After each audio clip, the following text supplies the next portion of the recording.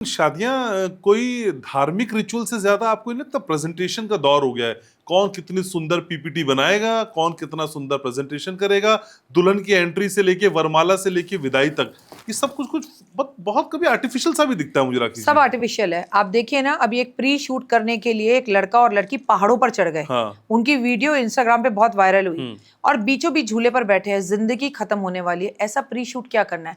इससे पता है क्या लगता है, हम सब के अंदर ना एक छोटा सा एक्टर है। हम भारतीय अगर पैदा होके बड़े होते हैं ना, तो दो ही चीजें बनना चाहते हैं, क्रिकेटर और एक हीरो या हीरोइन, राइट? तो वो जब नहीं, अब हमें इंस्टाग्राम ने या फेसबुक ने वो चीज दे दी है कि हम आराम से ये चीजें कर सकते हैं, तो सब अपने शूट में लगे हुए हैं, सबके पास कैमरे हैं, सब शूटिंग करने में लगे हुए हैं। शादी एक ढका हुआ, एक नजरें झुका हुआ और समझदार सा एक माहौल था। अब उसके अंदर इतनी चीजें, प्री वेडिंग शूट होगा, अब तो डिलीवरी के अंदर भी प्री डिलीवरी शूट होता है, तमाम चीजें। जबकि हमारी माँ तो ये कहती थी 9 महीने बाहर मत निकलो, पेट को ढक के रखो। आप बिल्कुल सही बोल रहे हैं, हम लोग जो है ना ज्यादातर सिर्फ आधुनिक चीजों की तरफ दौड़ते चले जा रहे हैं। ये नहीं पता कि मामा जी ने खाना खाया शादी में या नहीं खाया, पर रील बननी चाहिए। मैं दूल्हे का मामा, मैं दूल्हे की चाची, मैं दूल्हे का फूफा। ये रील्स पर हमारा ध्यान ज्यादा है और कस्टम्स हम कम करते हैं। ये भी एक रीजन है हम लोगों के शादियों में तलाक होने का। पहले माँ बाप खाना नहीं खाते थे और बेटी के हाथ में कंगना बन जाता था तो बेटी घर के बाहर नहीं जाती थी, चौखट पार नहीं करती थी। अच्छा, मजे की बात घनश्याम, शादियां सारी घर से होती थी। लड़की की डोली घर से विदा होती थी, लड़की की डोली घर पर ही जाती थी। अब तो घर में शादियां नहीं होती हैं, शादियां ही बाहर होटलों में होती है। लड़की होटल से ही विदा होती है, होटल से होटल में ही जाती है, ससुराल तक नहीं जाती है। कई सरप्राइजेस होते हैं। तो अगर हम अपनी चीजों को कल्चर के साथ, भारतीय सभ्यता संस्कृति के साथ जोड़ के रखें, तो अब भी बहुत मर्डर होने से हम बचा सकते हैं और शादियां टूटने से बचा सकते हैं। जैसे कि गांव देहात में आज भी जैसे पहले शादी होती थी वैसे ही हो रही है। लेकिन दुल्हन की एंट्री को लेके आपकी क्या राय है? कितनी विहंगम वो आजकल हो रही हैं, कभी डोली पे, कभी बाइक पे, कभी चश्मा लगा के, कभी हाथ में स्पार्कल गन लेके। पापा की परी है और उसका राइट है, आपको स्पार्कल गन लेनी है, जो लेना है। लेकिन जो खूबसूरती और सादगी, जब बहन नजरें झुकाकर और भाई सर पर उसके फूलों की छतरी लेकर, चद्दर लेकर, जब वो उस दुल्हन की एंट्री आती है, हल्की सी डर, शर्म, चेहरे पर मुस्कुराहट, उस दुल्हन को देखने में जो आज भी मज़ा आता है, हम पुराने ज़माने के हैं, वो मज़ा आज की दुल्हन को देखने में भी आता है। हाँ, आपके मायके से आप मुस्कुराती हुई, नाचते हुए उस घर में जाओ और मुस्कुराते हुए, नाचते हुए ही पूरी ज़िंदगी उस घर में बिताओ। अगर आपको ऐसे दुल्हन बनकर एंट्री कर कर आना पसंद है तो बिल्कुल आप कीजिए, कोई प्रॉब्लम नहीं है। लेकिन एक बात ज़रूर कहूँगी कि रूल्स एंड रेगुलेशन शादी के जो ब्राह्मण आपको बता रहा है, उसे नज़रअंदाज ना करें। जैसे दुल्हन को लाइट कपड़े ना पहनकर, क्योंकि हीरोइनें पहनती हैं, तो अब लाल कपड़े में शादी होती थी, मर्चेंटा कलर में शादी होती थी, ग्रीन कलर में भी शादी होती थी। माता पार्वती का प्रिय कलर है, सावन का रंग है। और अब जो है रंगों के तो वो हालत हो गई कि कई ब्राइडल्स को तो मैंने काले कपड़ों में भी देख लिया। मतलब हमारी माँ एक काले रंग का रुमाल भी, हमारे जो दाज कहते हैं, जिससे पहले दहेज कहते थे, उसमें रखने नहीं देती थी कि अटैची भी जो है नंद खोलेगी, उसका एक रिवाज होता है। और जब भाभी की अटैची नंद खोलती है, उसमें से जो पहली चीज उसे पसंद आती है वो ले सकती है। हमारे देश में ना बड़े रिवाज है, भाभी जब पहली बार जाती है तो पायल जो है देवर पहनाता है, भाभी उसे पैसे देती है। हमने अपने कल्चर से, अपनी चीजों से, पितरों की पूजा होती है हमारे यहाँ शादी से पहले। हमारे यहाँ गौरी की पूजा होती है, जैसे माता सीता ने जो है गौरी पूजा की थी राम जी को प्राप्त करने से पहले। तो हमारे यहाँ बड़े कल्चर है, लेकिन अब हम उस कल्चर से धीरे धीरे दूर होते जा रहे हैं। हमारा पूरा कॉन्सेंट्रेशन सिर्फ और सिर्फ रील और नाचने में है। ननद और देवर परिवार में चाहिए होते हैं आज भी? बहुत जरूरी है। अगर नंद ना हो तो आपका बुद्ध कभी अच्छा नहीं हो सकता। जिस घर के अंदर बहनें, बेटियां, बच्चियां गर्मी की छुट्टियों पे दिवाली, होली या रक्षाबंधन में नहीं आती, मेरे ख्याल से वो घर शमशान के बराबर है। आपका नंद का घर आना उतना ही जरूरी है जितना आपका सास लेना है। क्योंकि ससुराल जो है ना, मतलब आपका जो घर है आपका, वो पूर्ण तब होता है जब लड़की मायके आती है, फुल ऑफ एनर्जी के साथ आती है, उसका बचपन वहाँ बीता होता है। और बुध ग्रह का वो कारक होती है, बुद्धि आपकी अच्छी होती है, वाणी आपकी अच्छी होती है और घर में धन स्थिर रूप से रहता है। तो नंद का और देवर का, देवर जो आपका छोटा भाई होता है, जो आपके पहला बेटा होता है, उसका घर में होना मतलब भाभी की जिंदगी में चांद चांद लगाने जैसा है। लेकिन अब ये सब एक दूर का सपना और ख्वाब है। आपकी और मेरी जनरेशन ने तो ये फिर भी देख लिया, लेकिन 2005 के बाद पैदा हुए वाले बच्चे ये महसूस भी नहीं कर पा रहे हैं। लेकिन आप अभी कह रही थी भाई, पंडितों की बताई गई बातें, ब्राह्मणों की बताई गई बातें, उनके रूल्स को हम फॉलो नहीं करते। मैम मैंने तो ब्राह्मणों को भी पूछते हुए लोग नहीं देखते, वो भी बेचारे साइड में बैठे रहते हैं कई बार। मैंने तो आपको कई बार आपके रील में भी बोला है, आपके साथ पॉडकास्ट में भी बोला है, माता पिता करोड़ों की अपनी बेटी को गाड़ी दे देंगे, करोड़ों का मतलब लाखों का लड़की लहंगा पहन लेगी, और मेकअप तो आजकल हुए हुए मतलब 5-10 लाख से कम कोई लड़की कराती नहीं, बहुत अच्छी बात है, कराइए। लेकिन जो ब्राह्मण आपकी बच्ची की शादी करने वाला है, जब वो पिता के पास आता है, हाँ जी पंडित जी कितने पैसे, तो आप वो बोलता है 51,000 रुपये। 51,000? पंडित जी दिमाग खराब हो गया, 5,000 तो बगल वाला ले रहे थे, क्या? अरे आप उससे कहो पंडित जी 1.5 लाख दूंगा। लेकिन ऐसे फेरे दिलवाना कि मेरे दामाद जी मेरी बेटी के पीछे और मेरी बेटी मेरे दामाद जी के पीछे घूमे। हमारे ही शादियों में तलाक क्यों होते हैं? अंबानीज के घर में तलाक क्यों नहीं होते? जहां पर 108 पंडित जब वेद उच्चारण करते हैं, पाठ मंत्र जाप करते हैं, तो वहां पर कभी भी तलाक नहीं होते। तो मोरल ऑफ द स्टोरी है, अपनी बेटी को ऑडी दें या ना दें, अपनी बेटी को मर्सिडीज दें या ना दें, अपनी बेटी को डायमंड के 2 सेट दें या ना दें, कम से कम 9 ब्राह्मण बैठा के 9 ग्रहों के मंत्र जाप करवाए जाएं। पहले जमाने में लड़का और लड़की दोनों के घर से एक पंडित आता था, दोनों मिलकर पूजा कराते थे, दोनों मिलकर जो है पूरे पूरे वचन याद करवाते थे, पूरी फैमिली इन्वॉल्व होती थी उन मंत्रों को सुनने में, उन वचनों को सुनने में। अब कहाँ है? अब वो चीजें ही नहीं है। पंडित ही गायब है। पंडित को, पंडित जी ने भोजन किया नहीं किया, पंडित जी के साथ कौन है? पहले पंडित के साथ पंडितानी भी आती थी। शादी के बाद सबसे पहले उन दोनों का आशीर्वाद लिया जाता था। क्यों? क्योंकि लक्ष्मी विष्णु। क्यों? क्योंकि शक्ति और शिव। वो चीजें ही नहीं है। हम भटक गए हैं, इसलिए जिंदगी भटक गई है। लेकिन आपको क्या लगता है, शादी से पहले किसी के साथ रहना, चाहे लिव इन में, चाहे इंटीमेसी के साथ, चाहे सेक्सुअली इन्वॉल्वमेंट, ये भी आपकी कुंडली को खराब कर देता है? आपकी कुंडली को बहुत सारी चीज़ें खराब करती हैं, आपका नेचर खराब करता है, और ऑब्वियसली ये चीज़ गलत है। ये शादी से पहले और शादी के बाद दोनों ही सिचुएशंस में खराब है। कुंडली के आपके कर्म खराब, आपकी ज़िंदगी खराब। आपका जीवन साथी भगवान ने एक बनाकर भेजा है, वो आपका जीवन साथी है और उसके साथ आपको जीवन बिताना चाहिए। जी हाँ, इससे आपकी कुंडली खराब होती है। तो लेकिन राखी जी, मैं बहुत सारी चीज़ें आपसे समझता हूँ। अगर प्यार को आप इतने अच्छे से समझाती हैं, प्यार अगर किसी के साथ सच्चा है, तो ज़रूरी है शादी करें उससे? राधा कृष्ण की जिंदगी नहीं चल रही ना यहाँ पर। हम सतयुग या त्रेता युग के अंदर नहीं बैठे हैं। बिल्कुल, जिससे आप प्यार करते हैं उससे आपकी शादी होनी ही चाहिए, और आपको जिनसे प्यार है शादी के ही नजर से उन्हें देखना चाहिए। एक से प्यार, एक से शादी, ये तो आपका शुक्र, बुध, चंद्रमा सब खराब करता है। किसी की आंख में आंसू क्यों छोड़ना? जी बिल्कुल, जिनसे आपको प्यार है आपको उनसे ही शादी करनी चाहिए, क्योंकि वो शिव और आप शक्ति हैं, और दोनों का जब मिलन हो तो शिव शक्ति के रूप में हो, राम और सीता के रूप में हो। प्यार तभी करें जब उस रिश्ते को शादी तक ले जा सके। लेकिन कई बार प्यार जो होता है वो शादी में जैसे ही तब्दील होता है तो प्यार खत्म हो जाता है। देखिए, वो तो कई बार क्या होता है, हमेशा हो जाता है। हाँ। कई बार जिम्मेदारियों की वजह से, कई बार पैसे की कमी की वजह से, कई बार झगड़ों की वजह से, कई बार हम लोगों के पास इतना टाइम ही नहीं होता है कि हम एक दूसरे को समय दे पाए। लेकिन खत्म हो या ना हो, उसके बाद भी इस दुनिया के अंदर सबसे खूबसूरत कोई रिश्ता है तो वो पति पत्नी का रिश्ता है। कुछ चंद लोगों को देखकर अगर हम डर जाएं कि हमें शादी नहीं करनी चाहिए, तो ये गलत है। हमें विवाह करना चाहिए, अपने माता पिता की रजामंदी से करना चाहिए, मंत्रोच्चारण के साथ ब्राह्मण को बुलाकर करना चाहिए, वेद पाठी पंडित होना चाहिए, मुहूर्त निकलवा कर करना चाहिए। तारा डूबा हो तो विवाह नहीं करना चाहिए, तब आपका प्रेम कभी खत्म नहीं होगा और आप लोगों के अंदर अंडरस्टैंडिंग हमेशा बनी रहेगी और प्यार बना रहेगा, सद्भावना बनी रहेगी। Arrange marriage versus love marriage, आपको क्या लगता है प्रेफरेबल क्या है? देखिए, अरेंज मैरिज हो या लव मैरिज हो, जो भी हो, मैं कहती हूँ आपके परिवार के सानिध्य की मर्जी से हो तो ही वो सक्सेस होती है। अगर आप अरेंज कर रहे हैं और उसमें अगर आपकी मम्मी को वो लड़का पसंद नहीं है और आप फिर भी पिता या बहनों या भाइयों के दबाव में आकर कि चल मम्मी तो बाद में मान जाएंगी, तो घर में जिसने आपको जन्म दिया है, धरती पे रूप माता पिता का, उस विधाता की पहचान है, तो आप कभी सक्सेस हो ही नहीं सकते, शादी चाहे लव हो या अरेंज हो। लेकिन शादी में घर की रजा, परिवार, सोमवार मंगलवार बुधवार जरूर होना चाहिए। किसी की भी आंख का आंसू बनकर अपने जीवन की नई गृहस्थी को शुरू ना करें आप। लेकिन आपको क्या लगता है राखी जी, घर में उसी की चलती है जो ज्यादा पैसे कमाता है या जो पैसे कमाता है? और फाइनेंशियल इंडिपेंडेंस होना एक नए तरीके का कलेवर, एक फ्लेवर मियां बीबी के रिश्ते को दे रहा है? देखिए, मैं आपको एक सिंपल सी बात कहूंगी, मैं तो ऐसा नहीं मानती हूँ कि घर में सिर्फ उसी की चलती है जो ज्यादा पैसे कमाता है। पहले जमाने में दादी परदादियों की हमारे घर में चलती थी, बॉस होते थे, उम्र में जो बड़ा होता था उसकी चलती थी। धीरे धीरे कल्चर बदला और बड़े का कॉन्सेप्ट खत्म हो गया, वरना पहले जो कमाते थे लाकर बड़े बुजुर्गों को दे देते थे, वो घर चलाते थे। उल्टा वही हमें कुछ चाहिए होता था हम उनसे लेते थे। चलिए, वो कल्चर बदल गया, अब तो माता पिता है ही नहीं, एकल परिवार है, परिवार साथ में रहता ही नहीं है। लेकिन मेरा मानना यह है कि आज शादी एक मयान में 2 तलवारें हैं। तू कौन, मैं खामखा। तू कम नहीं तो मैं चाहे ये करूं, मैं चाहे वो करूं, मेरी मर्जी। तो ये वाला जो कॉन्सेप्ट लोगों के दिमाग में चल रहा है, इसकी वजह से मैरिड लाइफ में प्रॉब्लम है। इससे कोई फर्क नहीं पड़ता। मैं ऐसे हजारों महिलाओं को जानती हूँ जिनके पति काम नहीं कर रहे, वो कंधे से कंधा मिला के उनके साथ खड़ी हैं।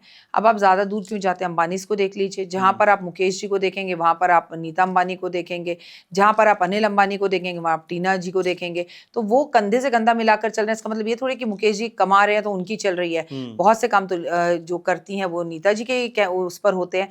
तो जब पति और पत्नी एक सिक्के के दो पहलू होकर, एक ही जिंदगी की दो सांसें होकर चलते हैं कि एक सांस भी रुकी तो दूसरी थम जाएगी, तो आप यकीन मानिए उस घर में कभी बुरा नहीं हो सकता और उस घर में कोई प्रॉब्लम्स नहीं आ सकती। लेकिन पिछले जमाने की कई आप एग्जाम्पल कोट करती हैं, तो पिछले जमाने में महिलाएं अर्निंग नहीं किया करती थी और एक जो फाइनेंशियल डिपेंडेंसी थी वो उनके हस्बैंड पे रहती थी, वो कॉम्प्रोमाइज करने के लिए उनको बढ़ावा देती थी। अब ऐसा नहीं है क्या? क्योंकि अब महिलाएं भी फाइनेंशियल इंडिपेंडेंस है तो उन्हें किसी और साथी की जरूरत नहीं है। जरूरत भी कई बार रिश्ते को मजबूत करता है क्या? मैं ये समझ रहा हूँ आप। जरूरत की बात ही नहीं है। सिर्फ फाइनेंशियली आपको लगता है कि हम शादी इसलिए करते हैं कि वो पुरुष कमा रहा है और हमारा पालन पोषण करेगा और हमें रख लेंगे। वो कितना भी कमा ले, पुरुष करेगा क्या जब घर जाके उसको गरम गरम रोटी और चीजें नहीं मिलेंगी? कितने दिन कमा लेगा? बाहर का खा खा के बीमार हो जाएगा, घर बैठ जाएगा। तो बड़ा कौन, स्त्री या पुरुष? जो घर में बड़ा गरम गरम खाना दे रही है, घर को स्वर्ग बना के रख रही है, आपके बच्चों को पाल रही है, आपके बच्चों का लालन पालन कर रही है, जो आपको टिफिन दे रही है, जो प्रेस करे हुए कपड़े दे रही है। मैं दादी परदादी की बात कर रही हूँ, तब भी उन्हीं का जो योगदान था वो पुरुषों से बहुत ज्यादा बड़ा था। मैंने आपको पहले भी कहा था, अब भी कह रही हूँ, बड़े बड़े पंचायतें होती थी गांव के अंदर और लोग मिलकर बैठते थे और जब बात करते थे पंचायतों में, तो पता है क्या बात होती थी? वो पत्नी कहती थी क्यों परेशान हो? अरे कल वो गांव के शर्मा के बेटी की है, तो वो कहती थी तुम्हें नहीं मालूम गांव में स्त्रियों में ये बात है, उसका ये, तुम ऐसा फैसला देना। तब भी वो अपनी पत्नियों का योगदान लिया करते थे। पत्नियां और क्या पढ़ने से समझदार हुई है? औरत तो पहले से ही समझदार थी। जिसने पुरुष को जन्म दिया है वो हमेशा पुरुष से आगे ही थी। क्यों? अगर आगे ना होती तो शिव शक्ति होता ना, शक्ति शिव नहीं होता। राधा श्याम नहीं होता ना, श्याम राधा होता। तो इसका मतलब औरत तो पहले से ही शक्तिशाली थी। समझदार नहीं है। नहीं, पुरुष भी बहुत समझदार है, लेकिन आपने थोड़ा सा स्त्री को पढ़ाया और अब स्त्री और आगे बढ़ गई। मैं आपको सिर्फ ये कह रही हूँ, अब वो कंधे से कंधा बढ़ाकर चलते हैं। इससे कोई फर्क नहीं पड़ता स्त्री ज्यादा कमा रही है, पुरुष कमा रही है। मैं फिर से कहूंगी घनश्याम, आप सिर्फ बात करते हो मेट्रो के शहरों की। मैं आपको बता दूं, आज भी दिल्ली आधी छाप लीजिए, जिसमें आधी से ज्यादा महिलाएं आपको वर्किंग नहीं, हाउसवाइफ ही मिलेंगी और वो घर को संभालती हैं। वो कुछ नहीं कमाती, लेकिन अपने घर को सुरक्षित रखना, बच्चों को ट्यूशन छोड़ना, लेना, आपके घर को व्यवस्थित रखना, राशन लाना, आपको सही टाइम पे भोजन देना, सेवा भाव, अपनापन, समर्पण, सही चीजों का ज्ञान देना। तो इससे कोई फर्क नहीं पड़ता कि कौन कमा रहा है कौन नहीं कमा रहा। लेकिन पति पत्नी एक सिक्के के दो पहलू हैं। अगर साथ चलते हैं शिव और शक्ति के रूप में, मैं हमेशा कहती हूँ लड़ाई करो बच्चों के सामने मत करो, अकेले जाके लड़ो। हमेशा एकजुट होके रहो। पापा पिकनिक जाना है, मम्मी से पूछो, मम्मी पिकनिक जाना है, पापा से पूछो। ऐसे घर में कभी कोई लड़ाई हो ही नहीं सकती। लेकिन कई बार आपको लगता है करियर और जो हमारी अपनी व्यक्तिगत महत्वाकांक्षाएं हैं वो शादी से हमें ज्यादा इंपॉर्टेंट दिखाई देती हैं और उसकी वजह से शादियां दरक रही हैं? अब दिख रही हैं, अब की जनरेशन को दिख रही हैं। ये जो बच्चे पैदा हुए हैं 2015 के बाद, या जो बच्चे पैदा हो रहे हैं 2016-17 के बाद, या मैं आपसे कहूँ 10 के बाद, उन बच्चों में है। ये अच्छी बात भी है, करियर बहुत अच्छा होना चाहिए, लेकिन सबसे ऊपर होना चाहिए थक हार के आदमी जब घर आए तो उसे कोई बोले कैसा रहा दिन, चाय पियोगे एक कप? तो वो होना बहुत जरूरी है। थोड़ा सा माहौल विभक्त सा गया है, क्योंकि एक आध केस ऐसे आ गए हैं कि शादी पे से विश्वास उठ रहा है, हमदर्द पे से विश्वास उठ रहा है, अपनेपन से विश्वास उठ रहा है। लेकिन एक आध व्यक्ति से पूरी दुनिया को तो नहीं हाँका जा सकता। आज भी आपके पापा आपकी मम्मी को बहुत प्यार करते हैं। आज भी दुनिया के अंदर कितने कपल्स हैं जो बेस्ट कपल्स दुनिया के अंदर कहलाते हैं, जिन्हें आप साथ देखते हैं तो ओए होए आपको फील होता है। तो किसी एक आध 10 लोगों की वजह से हम दुनिया के हर इंसान के ऊपर उंगली नहीं उठा सकते। लेकिन डॉक्टर वायराकी ने कहा पुरुषों की जान खतरे में है, और उस भविष्यवाणी को एक रिनाउंड न्यूज एजेंसी ने, न्यूज पोर्टल ने, न्यूज ग्रुप ने अपने यहाँ जगह दी और बताया कि भाई डॉक्टर वायराकी ने घनश्याम उपाध्याय के इस पॉडकास्ट में ये बात कही थी। डॉक्टर राखी को कैसे पता चल जाता, और इतना माइन्यूट कैसे पता चल जाता है डॉक्टर राखी कि कोई काटेगी वो सीमेंट में भी डालेगी और ड्रम का रंग नीला होगा? इतना इतना कैसे करती हैं आप? मैं कुछ नहीं करती हूँ, मैं कुछ नहीं हूँ, मैं जर्रा हूँ और मैं ज्योतिष सीख रही हूँ। मुझे तो ज्योतिष पूरी तरह से अभी आती भी नहीं है। मेरे अंदर मैं शब्द नाम की कोई भी चीज़ नहीं है। I am just a learner, beginner. मैं ये कहूँगी, जो भी करती है माता रानी करती है। आपको ज्योतिष पढ़ने से नहीं आती, कोई डिग्री लेने से नहीं आती, किसी के पास बैठने से नहीं आती, किसी से सीखने से नहीं आती। हम जो भविष्यवाणी करते हैं वो साधना साधना साधना त्याग से आती है। तो ऐसे ही भविष्यवाणी आज कुछ करने जा रही है जो शादियों को लेके हो, रिश्तों को लेके हो? मैं आपको एक बात बता दूं कि आने वाले टाइम में 9 महीने के लिए केतु शुक्र के नक्षत्र में जा रहा है और वो जब शुक्र के नक्षत्र में जाएगा तो बहुत प्यार में अप डाउन्स होंगे। ये टाइम स्त्रियों के लिए, पुरुषों के लिए, लव के लिए और मैरिज लाइफ के लिए फिर से बड़ा खतरनाक है। 2026 मार्च तक तमाम प्यार में बेवफाइयां, तमाम तलाक, तमाम लड़ाई, तमाम झगड़े, मारना, मरना, मर्डर, काटना, बेवफाई, धोखे, यही चीजें आपको देखने के लिए मिलेगी। प्यार पे से इंसान का विश्वास उठ जाएगा, शादी पे से इंसान का विश्वास उठ जाएगा, जो आने वाले टाइम में है। गुरु जब भी अतिचारी होता है तो स्त्रियां बेवफा होती हैं। तो शादी नाम के इस समझौते को किया जाए ना किया जाए, क्योंकि अक्सर लोग शादी को समझौता कहने लगे हैं। समझदारी से करें, देखभाल कर करें, जबरदस्ती ना करें, कूद कर ना करें। हमने कुंडली मिला ली, हो गया, ऐसा नहीं करें। कुछ समय एक दूसरे के साथ बिताएं, एक दूसरे की नेचर को समझें। अगर आप लोगों को एक दूसरे की नेचर समझ में आती है, प्यार समझ में आता है, अंडरस्टैंडिंग लगता है, शादी तो है, एक दिन करनी है, लेकिन ये थोड़ी चट मंगनी पट गया, ऐसा मत करिए। थोड़ा रुक कर, समझ के, संभल कर करिए और कुंडली मिलाकर करिए। लेकिन शादी से पहले सब कुछ ठीक दिखाई देता है अक्सर घरों में, लेकिन वही प्यार शादी के बाद शिकायत में होता है, और शिकायत ये होती है कि शादी के बाद तुम बदल गए। बदल क्यों जाते हैं लोग शादी के बाद? बदल इसलिए जाते हैं, मैं आपको सिंपल सी एक बात बोलूं कि पहले एक बॉयफ्रेंड होता है, वो टाइम पर आता है, उसे आपसे मिलने की चिंता होती है, क्योंकि अभी तक उसने आपको वो टारगेट अचीव नहीं किया होता है। आपको पाया नहीं होता, एक पत्नी का ठप्पा नहीं लगाया कि मेरी वाइफ है। जब आप कोई भी चीज़ पा लेते हैं, फॉर मसलन आपकी एक फेवरेट गाड़ी होती है, जब आप उसे लेते नहीं हैं, आप उस गाड़ी को बार बार देखते रहते हैं, फोटोज देखते हैं, लूंगा, करूंगा, मैं इसे चलाऊंगा तो ये करूंगा।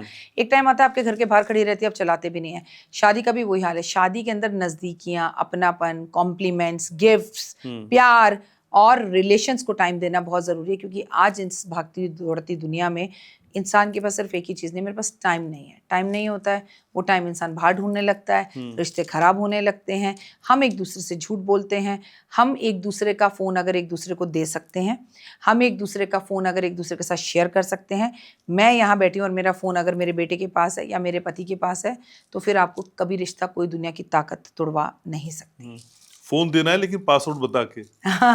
पासवर्ड डालना ही क्यों है? पासवर्ड इसलिए नहीं डालना घनश्याम। हाँ, मैं मानती हूँ कि आपको अपने पेटीएम या अकाउंट्स का है, तो उनके लिए कुछ आप पासवर्ड्स रख सकते हैं पर्सनली अलग, क्योंकि कभी आपका रोड पे जब एक्सीडेंट हो जाता है ना, तो आपके नियर डियर या होम या इमरजेंसी कॉल्स नहीं मिलती। पासवर्ड क्यों डालना है? पासवर्ड डालना है तो आप अपने अकाउंट्स में, बैंक्स में, अपने यूट्यूब में, इंस्टाग्राम में, इनमें अकाउंट्स डालिए, इन्हें छुपा के रखिए। लेकिन आपका फ़ोन अगर भगवान ना करे कभी किसी इमरजेंसी में आप फंसें, तो एक ही कॉल में सामने वाला आपको मिला सके, इसलिए देयर इज नो पासवर्ड्स। लेकिन आप प्यार मोहब्बत की बात करती हैं, रिश्तों को संवारने की बात करती हैं, लेकिन आप ये तक कह देती हैं कि पत्नियों को पति के पैर दबाने चाहिए। दबाने भी चाहिए, पैर भी दबाने चाहिए, पैर छूने भी चाहिए। और अगर आपका इनर कॉन्शियस इस बात को अलाउ करता है, क्योंकि बहुत सारे लोग मुझे इस पर भी ट्रोल करते हैं कि क्यों, और अगर ऐसा है मुझे स्त्रियों से प्रॉब्लम है तो मैं तो खुद माता रानी की भक्त हूँ, मुझे स्त्रियों से क्या प्रॉब्लम होगी? मेरे को तो हर लड़की के अंदर एक शक्ति का रूप नजर आता है। तो मैं किसी भी स्त्री का अपमान करना नहीं चाहती, लेकिन मैं चाहती हूँ कि औरतें आगे बढ़ें, उनका विकास हो। कहते हैं जितनी शिद्दत से आपकी पत्नी आपको पुकारती है ना, उतनी ही शिद्दत से समाज आपको इज्जत देता है। आपकी पत्नी आपको तू तड़ाक करके बुलाती है, समाज भी आपको तू तड़ाक करके, मतलब charity is beginning always from home. भैया घर से इज्जत पाओगे तो समाज में अपने आप पाओगे। मैं जब आपकी पत्नी को, आपके 4 नौकर खड़े हैं, आपकी पत्नी आपसे इज्जत से बात करेगी तो नौकर भी करेगा। आप अगर आपकी पत्नी आपके ड्राइवर के सामने आपके साथ बदतमीजी करेगी तो ड्राइवर भी करेगा, क्योंकि फिर वक्त नहीं रहेगी। इसलिए घर का एकजुट होना जरूरी है। बिल्कुल पैर दबाने चाहिए, बिल्कुल पैर छूने चाहिए। और अगर ये कल्चर गलत है, पैर छूने नहीं चाहिए, स्त्रियां क्यों छुएं, क्यों झुकें, तो फिर ये काम करवा चौथ पे भी मत करो। एक दिन का ड्रामा भी क्यों करना है? करना है तो रोज करो। लेकिन इज्जत देने का ठेका सिर्फ महिलाओं को नहीं हो सकता ना, पुरुष भी बहुत इज्जत दे रहा है। आज तो खुद पुरुष डरा हुआ घूम रहा है। पुरुष कहाँ इज्जत नहीं देता? मुझे एक बात बताइए, आप 90% कभी भी एस्ट्रोलॉजी करने बैठेंगे, स्त्रियां आएंगी, स्त्रियां बोलती हैं पुरुष बेचारा चुपचाप बैठा रहता है, कई तो डरे सहमे आते हैं, वो आप मानते भी नहीं एस्ट्रोलॉजी को। पत्नी ले आती है, जब थोड़ी देर आप उनको उनके मन की बातें बताओगे ना, तब कहेंगे मैम वैसे यहाँ आने से पहले ना मैं मानता नहीं था इन बातों को, पर अभी आपको देख के मैं मान गया, वाकई में एस्ट्रोलॉजी कुछ होती है। तो ऐसा नहीं है, स्त्री भी मैं तो आपसे कहती हूँ, आपकी पत्नी है, जितना खुश रखेंगे लक्ष्मी आपसे उतना खुश रहेगी। खाने की ग्रास आपके मुंह में जाए, बाइट आपके मुंह में जाए, तो आप कहें वाह धन लक्ष्मी, वैभव लक्ष्मी, क्या कहूँ अन्नपूर्णा क्या खाना बनाया है। बस इतनी सी बात इतनी बड़ी मुस्कान आपकी पत्नी के चेहरे पर ले आएगी, द कॉम्प्लीमेंट। अपना सब कुछ छोड़कर आपके पास आई और पत्नी आपसे सिर्फ इज्जत और प्यार चाहती है। नॉर्मली भी आप देखें पूरी दुनिया के अंदर रोमांटिक हीरोज में शाहरुख खान को ही लड़कियां क्यों पसंद करते हैं, जबकि वो तो मुस्लिम है, फिर सनातनी लोग उन्हें पसंद क्यों करते हैं? इसका रीजन ये है कि वो उनके पर्सनल निजी व्यवहार में भी और पिक्चरों में भी जिस तरह से वो औरत को इज्जत देते हैं। अगर मर्द कोई औरत से पूछना चाहे, औरत आखिर मर्दों से चाहती क्या है? इज्जत, कॉम्प्लीमेंट्स, उसकी फैमिली में, अपनी फैमिली में, उसके दोस्तों में, उसके परिवार में, उसके रिश्तेदारों में। और जो पति करते हैं, ओए होए, पत्नियां उनकी हमेशा फेवरेट होती हैं। लेकिन हाँ, ऐसा कभी मत करिए कि अहम और मामला है, मैं ही नंबर 1 हूँ, आप नंबर, अरे आप उनके बिना कुछ नहीं है, वो आपके बिना कुछ नहीं है।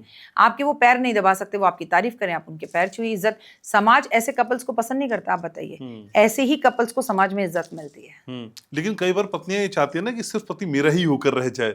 ऐसा मुमकिन है क्या? सास, ननद, देवर, देवरानी, कई और रिश्ते होते हैं जहां वो बांटना नहीं चाहती। नहीं, ये होता है? बांटना तो पड़ेगा। आप किसी के पिता भी हो, आप किसी के भाई भी हो, आप किसी के बंधु भी हो, आप किसी के सखा भी हो, आप किसी के दोस्त भी हो, ऐसा कभी नहीं हो सकता। जो बांधना चाहती हैं, होता क्या, उनके हाथ से सब कुछ निकल जाता है। धीरे धीरे करके एक डोर जो है वो आपके हाथ से फिसलती चली जाती है। और जो शेयरिंग जानती हैं कि जाओ मम्मी के पास थोड़ी देर बैठो, दीदी का देखो क्या प्रॉब्लम है, उनके घर में कभी दरार नहीं आती। ऐसा कभी नहीं होता। जिस माँ ने 40 साल बच्चे को पाल पोस के बड़ा कर आपको दिया है, आप सडनली कहो कि मेरे पास आओ, माँ के पास मत बैठो, मुझे पूछो, उन्हें ना पूछो, तो ऐसी पत्नियां गलत हैं। आपको कभी ऐसा नहीं करना चाहिए।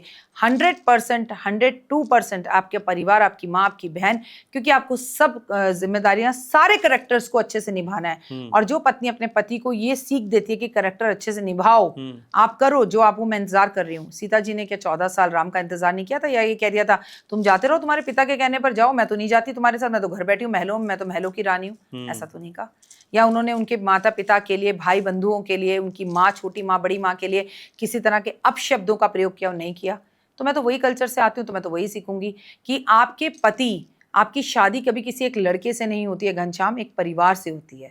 वो तो सुबह जाएगा शाम को आएगा। जीवन तो नंदों के साथ, भाभी के साथ, देवरानी के साथ, जेठानी के साथ, साथ के साथ गुजारना है। तो एक बार पतिदेव को नाराज कर दो, पर इन रिश्तों को नाराज कभी ना करो। लेकिन आपको क्या लगता है कि एक सास और पत्नी के बीच की जो भूमिका है एक पुरुष की, वो किस तरीके की होनी चाहिए? चलाक वाली, डिप्लोमेटिक। अच्छा। माँ के सामने जाके वाइफ की बुराई कर दो, वाइफ के सामने आके माँ की बुराई कर दो, दोनों को खुश रखो।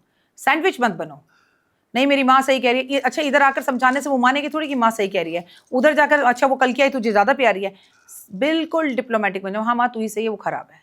हाँ तुम सही हो, मेरी माँ खराब है। That's it. कृष्ण जी ने कहा है, अगर एक ऐसा झूठ जिससे किसी की जान बचती हो और घर में शांति हो, 100 बार बोलना चाहिए। ये तो धोखा हुआ रिश्तों के साथ। धोखा नहीं है, ये प्यार है।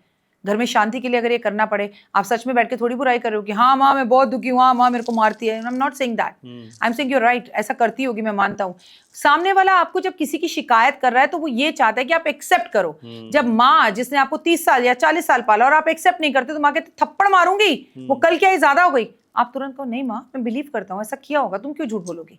मैं ये थोड़ी कह रही हूँ वहां बैठ के बहू की, वाइफ की बुराई करो। और नहीं मेरी माँ की आदत है थोड़ा ऊंचा बोलती है, बोला होगा तुम्हें भी, मैं समझाता हूँ माँ मत क्या करो ऐसे, ये सही बोल रही है, दूसरे घर से आई है।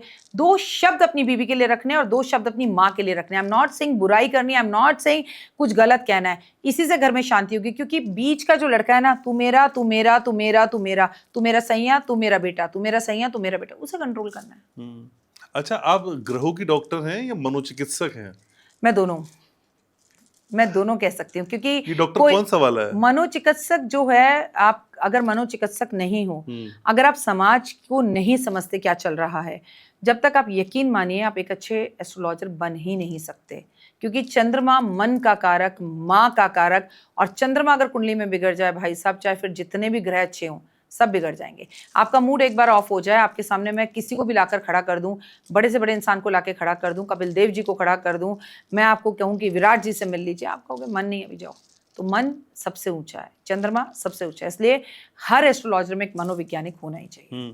जो मन की बात करते हैं तो एक माँ का ही मन सबसे ज्यादा व्याकुल होता है कि उसके बेटे की शादी हो जाए जी, लेकिन सबसे ज्यादा परेशान शादी के बाद वो माँ ही होती है। नहीं हर माँ नहीं होती है, रेशो तो मैंने देखा है ज्यादा लोगों का। माँ परेशान होती है, आई टोटली एग्री हूँ। लेकिन आज घनश्याम, आज की माओ की अगर बात करूं, तो पहले तो माएँ शादी करके लाकर ही घर अलग कर रही हैं। तुम अलग रहो, मैं अलग रहूं, तुम छोटे कपड़े पहनो पहनो, नहीं पहनो, कमाओ नहीं कमाओ, खाओ नहीं खाओ, तुम्हारा नौकर बनाए बनाए, बाहर खाओ अंदर खाओ, I am not saying anything, ठीक है, आप अलग रहो। आज की माँ तो ऐसा कर रही है, ये ठीक पर है? वो दूर से भी, हाँ बिल्कुल, ये आपके लिए ठीक है, आपकी माँ के लिए ठीक है। अच्छा। बुढ़ापा क्यों खराब करना?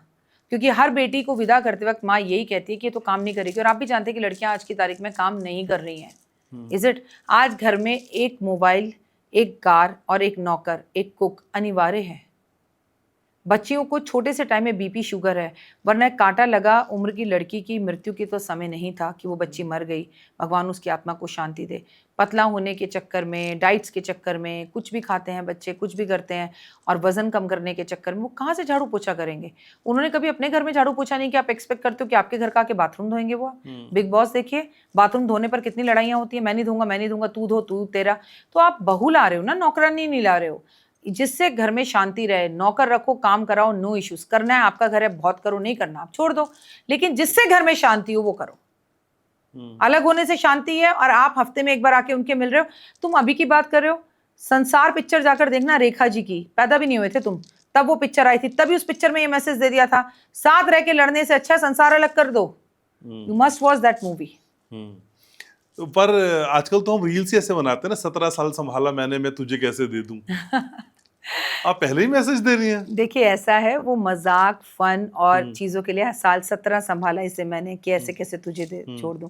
वैसे ये पिक्चर का जो गाना था ये प्रेमिका के लिए था, हाँ। और प्रेमी के लिए था। वो बात और है कि रील्स में माँ आजकल तो माँ बेटे दिखाई दे रहे माँ हैं। बेटे ही दिख रहे हैं इसमें। हाँ, बात सही है कि मैं एक माँ बेटे की रील देखी थी, 4 मिलियन चली गई है। हाँ, तो जानते हैं आप उन्हें? तो मैं आपको सिर्फ इतना ही कहूंगी कि कोई ऐसी बात नहीं है, आप जरूर रील्स बनाएं, एंजॉय करें, लेकिन कायदे से जो बेटा है ना, शादी के बाद वो विदा होता है, बेटी विदा नहीं होती। बेटी तो शादी के बाद आती रहती है, हाँ माँ कैसी हो, क्या हो, मैं इनको लेके आ रही हूँ। बेटा भी साथ में आ जाता है एक दामाद के रूप में, लेकिन बेटा जब शादी के बाद आज विदा होता है, उसके लिए माँ प्रिपेयर है। माँ ने बहुत सारे क्लब्स ज्वाइन करे हुए हैं, धार्मिक चीज़ें ज्वाइन करी हुई हैं। इस उम्र में माताएं ज्योतिष सीख रही हैं और रील्स बना रही हैं, अपनी ज़िंदगी को जी रही हैं कि भाई ठीक है, तुम बहू के साथ खुश रहो, जहाँ रहो, हमें पूछो ना पूछो, हमें तुमसे कुछ नहीं चाहिए, तुम अपने कर्तव्य को पूर्ण निभाओ। लेकिन वही कुछ माएँ हैं जो आकर कहते हैं, राखी जी कैसा फ्यूचर है? बहुत अच्छा है। अच्छा राखी जी, मुझे तो पूछेगा ना, मुझे तो पैसे दे देगा ना? तो मैं वहीं रोक देती हूँ। मैं कहती हूँ ऐसी उम्मीद मत करना, ये तुम्हें तकलीफ देगी। ये तुम्हें कौन होता है पैसे देने वाला? ये कहो कि अपने अंतिम समय तक भी मैं पैसे दूं इसे, मुझे इसके पैसे और सहयोग की जरूरत नहीं है। ऐसी भी माँ है। मतलब मैं आपको बताऊं, ऐसे भी है दुनिया और ऐसी भी है दुनिया। आप सिर्फ कुछ लोगों को देखकर ये नहीं कह सकते कि दुनिया बदल गई है। आज भी हम आधे भारतीय हैं और आधे पाश्चात्य हैं। मतलब पश्चिम संस्कृति की तरफ हम बढ़ रहे हैं, लेकिन आधे। लेकिन रिश्तों में जब कई रिश्तों को समझता हूं मैं आपसे, क्यों अक्सर जो माएँ होती हैं वो बच्चों के नजदीक हो जाती हैं और पिता थोड़ा सा दूर होता है, या बच्चे अपनी सारे मन की बात माँ को ही क्यों बताते हैं, पिता को क्यों नहीं बताते? देखिए, चंद्रमा मन का कारक, मैंने अभी आपको कहा, जितने भी ग्रह हैं कुंडली में उसमें चंद्रमा सबसे मुख्य कारक है। अगर चंद्रमा खराब हो तो हम मानसिक परेशान हो जाते हैं, बीमार हो जाते हैं, मेंटल भी हो जाते हैं, मेंटल हॉस्पिटल भी चल जाते हैं। माँ का बच्चे के साथ जो रिश्ता होता है बाकी सभी रिश्तों से 9 महीने पहले होता है, इसीलिए बच्चे माँ के ज्यादा करीब होते हैं। लेकिन आप तो भविष्यवक्ता हैं, और ऐसी भविष्यवक्ता जो सबके नसीब खोल के रख देती हैं जी। कुछ ऐसी भविष्यवाणियां जो अभी तक आपने नहीं बताई हैं, और यहाँ आज घनश्याम उपाध्याय शो पे हम उस पर बात करने जा रहे हैं, नेशनली इंटरनेशनली, जो आपको समझ में आ रही हैं कि आप कहती हैं वैसे भी हो सकता नहीं होगा, तो होगा वाली भविष्यवाणियां सुननी है मुझे आपसे। अग्नि घटनाएं बहुत होंगी, और मैं जब भी बात करती हूँ, ऐसा नहीं मंगल कोई हमने खरीद नहीं रखा कि हम हिंदुस्तानी, तो मंगल ग्रह हमारा ही है और ये तारीख, ये साल हमारा ही है। मैं आपको बताऊं, जब भी भविष्यवाणी होती है वो पूरे विश्व के लिए होती है। खजाना मिलना, सोना मिलना या ऑयल मिलना, या कोई भी ऐसी चीज़ मिलना किसी भी देश के अंदर जिससे उस देश की आर्थिक स्थितियां पूरी तरह से बदल जाएं। बड़ा भूकंप आना बाकी बचा है, अग्नि घटनाएं बाकी बची हैं, युद्ध की स्थितियां, भी युद्ध फिर से शुरू होगा। युद्ध की स्थितियां बहुत ज़्यादा भव्य और खतरनाक रहेंगी। लोगों को गाड़ी, स्कूटर, बाइक धीरे चलाना चाहिए। लोगों के अपने घर का सपना इस वर्ष पूरा होगा, और लोग ड्राई हो जाएंगे, मतलबी और सेल्फिश हो जाएंगे। ड्राई कैसे है? शनि जो वक्री होने जा रहा है, शनि जब वक्री होते हैं तो मैं आपको बता दूं कि जब शनि वक्री होने जा रहे हैं, उसके वक्री होने के बाद इंसान जो है ना बहुत ज़्यादा ज़िद्दी हो जाता है, इंसान मतलबी हो जाता है, इंसान सेल्फिश हो जाता है, वर्कर्स काम छोड़ छोड़ कर जाते हैं, बहुत से लोगों की नौकरी जाएगी, और सबसे बड़ी बात, पूरी देश और दुनिया में रिसेशन आने वाला है, लाखों लोगों की नौकरियां जाने वाली हैं। ये एक बड़ी प्रेडिक्शंस है। कोई बड़े बड़े जो हमारे बहुत बड़ा बड़ा व्यापार करते हैं, बड़े बड़े हमारे जो बिजनेसमैन हैं, उनकी ज़िंदगी में, उनकी कंपनियों में भी रिसेशन आता हुआ आपको दिखाई देगा। इस बार ज़ीरो जो है वो हीरो बनेगा, हीरो जो है वो ज़ीरो बनेगा। तो इस बार उल्टा और सीधा, सीधा और उल्टा होता हुआ दिखाई देगा। 9 6 दिखेगा और 6 9 दिखेगा। ये अगले साल मार्च 2026 तक तलाकों का होना, भूकंप का आना, ट्रेन दुर्घटना, प्लेन दुर्घटना, हाईजैक, आतंकवादी हमले और युद्धों की स्थितियां होना, बड़े नेता अभिनेताओं की मृत्यु होना, मेल और फीमेल्स की मृत्यु होना, बड़े बड़े क्रिकेटर्स का तलाक होना या बड़े बड़े खिलाड़ियों का मृत्यु होना। खेल वो कोई भी खेल रहे हो, ठीक है, चाहे वो स्त्री हो, चाहे पुरुष हो, चाहे क्रिकेट हो, क्योंकि मुंह पर हमारे हिंदुस्तानी तो क्रिकेट ही आता है सबसे पहले।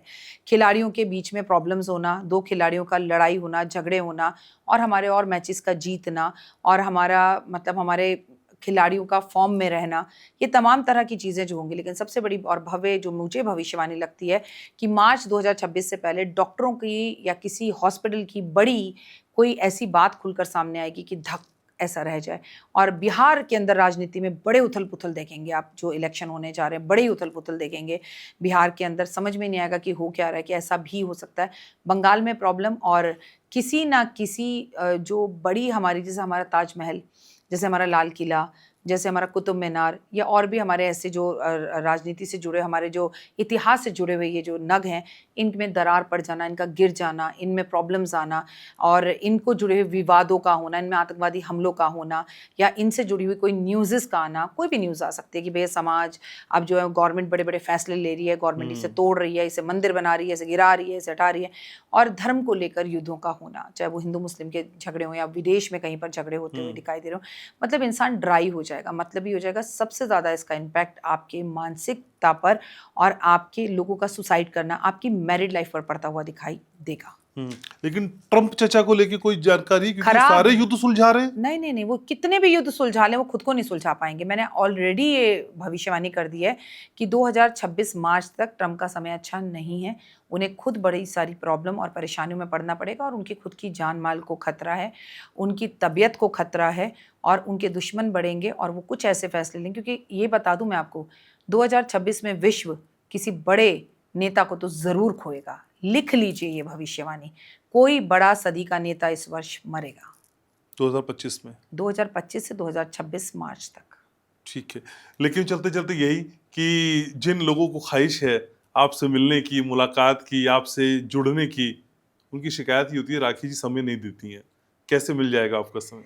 देखिए, मैं आपको सबसे पहले एक बात कहूँगी, मुझसे मिलने की बिल्कुल भी ज़रूरत नहीं है आपको। अगर आप मुझसे मिलना चाहते हैं तो आपको मुझसे मिलना चाहिए इंस्टाग्राम पर, फेसबुक पर, बिलीव इन कर्मा पर, 5 मिनट स्टोरी पर, डॉक्टर वाई राखी यूट्यूब चैनल पर और घनश्याम चैनल पर। आपको अक्सर मैं यहाँ दिखूंगी, लेकिन आपको मुझसे मिलकर करना क्या है? आप अगर फिर भी अपनी कुंडली दिखाना चाहते हैं, मुझसे मिलना चाहते हैं, तो गूगल पर मेरे नंबर मौजूद हैं। लेकिन फिर भी आपसे कहूँगी समझदार बने, जब भी आप मेरी अपॉइंटमेंट लें पहले वीडियो कॉल करके मुझे या मेरे ऑफिस को देखें, तभी ही पेमेंट करें, अन्यथा पेमेंट बिल्कुल ना करें। क्योंकि बहुत सारी राखियाँ, बहुत सारे इंस्टाग्राम हैंडल, सब चीज़ें आपको नकली बाजार में दिखेंगी। असली की तरफ जाएं, आपकी पैसा आपकी कमाई है। लेकिन अगर आप किसी चमत्कार के लिए मेरे पास आ रहे हैं कि मेरा प्रेमी रूठ कर चला गया, राखी जी उसे वापस बुला दें, प्लीज़, मेरे पास कोई चमत्कार नहीं है। मैं सीधी बात कहती हूँ, कबूतरों को बाजरा दो, गाय को रोटी दो, कुत्ते को दूध दो, चींटियों को खाना दो, माँ बाप की सेवा करो, कुलीग्स की इज्जत करो, जिस ऑफिस में जाते हो उसकी मिट्टी को अपने माथे पर लगाओ, शुक्राना शुक्राना शुक्राना करो, तब मेरे पास आओ। मेरे पास वो आए कोई IAS बनने जा रहा है, बड़ी कोशिश कर रहा है लेकिन हर बार एक नंबर से रह रहा है, एक मौका मुझे देके देखो। आप संतान प्राप्त करना चाहते हो, नहीं हो रही है, एक मौका मुझे देके देखो। लेकिन मेरे को चमत्कार नहीं आता। अगर संतान होगी तो मैं बता दूंगी होगी, नहीं होगी तो मैं बता दूंगी नहीं होगी। कर्म आपको करने पड़ेंगे। मैं आपको मेरे पास आने पर भी यही उपाय बताऊंगी और यहाँ पर भी यही उपाय बता रही हूँ। सुबह जल्दी उठना मेरा पहला नियम है। जो 8 बजे के बाद सोकर उठते हैं, प्लीज मेरी अपॉइंटमेंट बिल्कुल ना लें।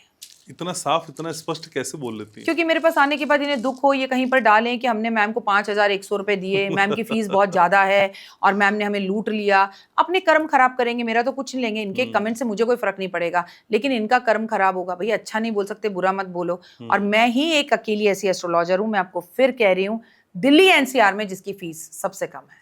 ठीक है। और आप ही एक ऐसी एस्ट्रोलॉजर है जिनको मैं कहता हूँ बार बार आएंगे ना मेरे पास। 100%। Thank you so very much Rakhi ji, आप समय निकालती हैं, आती हैं और दिल खोल के हम बातें करते हैं। और 2 घंटे क्या, 2 मिनट क्या, 2 दिन क्या, आपके आने से जिंदगी बदल जाती है। और आप जो अपने चैनल पे हर बार कहते हैं, मैं आज आपको सबके सामने कहती हूँ कि देव के बाद मेरे बेटे तुम हो, तो मेरे लिए बहुत स्पेशल है और मैं तुमसे बहुत प्यार करती हूँ. Love you so much. I am blessed.